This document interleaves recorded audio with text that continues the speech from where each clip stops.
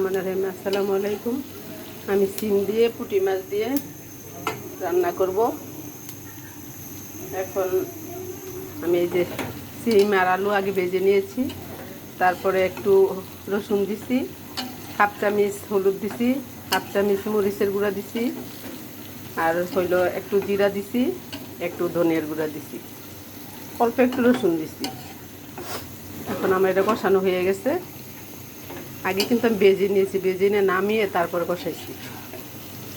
দেখেন, এখন আমি এই যে পানিটা গরম করে রাখছি, গরম পানি দিব এটাতে।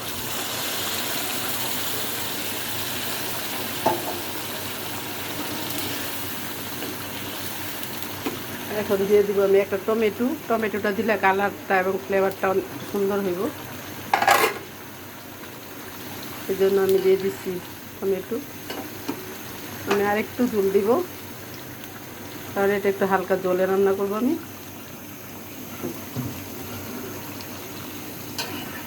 যেহেতু আমি এটাতে গরম পানি দিয়েছি, আমি তো এগুলো আগেই সিদ্ধ করে নিয়েছি, আলুটা ভেজে সব সিদ্ধ।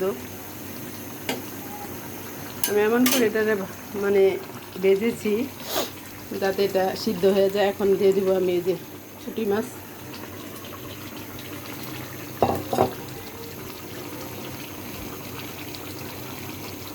পুঁটি মাছ দিলে অতিরিক্ত ভাজি না, অতিরিক্ত ভাজলে দেখবেন ওই টেস্টটা জায়গা। যদি আপনি ভাজা খান তাহলে ঠিক অতিরিক্ত ভাজবেন। আর যদি আপনি মনে করেন যে না, আমি মাছের তরকারিতে সাধারণত কম ভাজিয়ে দিলে ভালো হয়। তরকারি যে সবজি রান্না করা হয় এই যে এটাতে টমেটো দেওয়াতে দেখেন ফ্লেভারটা আবার কালারটা কত ফাইন হয়েছে। যদি থাকে দিবেন, না থাকলে তো নাই। যদি তার টমেটো থাকলে একটা দিয়ে দিলে সুন্দর হয় কালারটা। বেশি দিতে হয় না, অল্প একটা দিলেই হয়ে যায়। এই যে আমার তরকারিটা ইনশাল্লাহ হয়ে আসছে। যেহেতু আমি এটাতে গরম পানি দিয়েছি, আগেই ভেজে সিদ্ধ করে নিয়েছি, বেশি টাইম লাগবে না।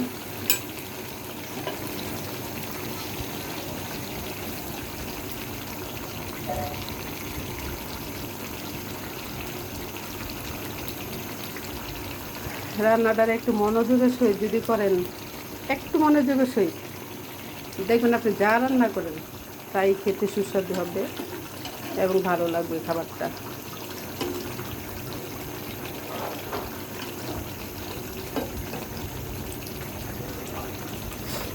আমি লবণটা পরিমাণ মতো দিই, আর ইনশাল্লাহ হয়ে যায়। দ্বিতীয়বার আর দিতে হয় না। রান্নাটা করতে করতে আমার অভ্যাস হয়ে গেছে, কারণ আমি ছোটোকাল থেকেই রান্না করি। আমার আব্বা যখন আমার দুই ভাই বোনকে নিয়ে সাতকাল জিকমের স্কুলে আমার আব্বা চাকরি করতো, আর ওইখানে আমাদের ভর্তি করছে, তখন আব্বা রান্না করতো। আব্বাটা দেখে দেখে শিখছি। আমার আব্বা শিখেছে আমারে, ওর শাশুড়ির কাছ থেকেও শিখছি। এই যে দেখেন, আমার পুঁটি মাছের তরকারিটা হয়ে আসছে। এখন আমি এটা নামিয়ে নিব। আমার রান্না শেষ।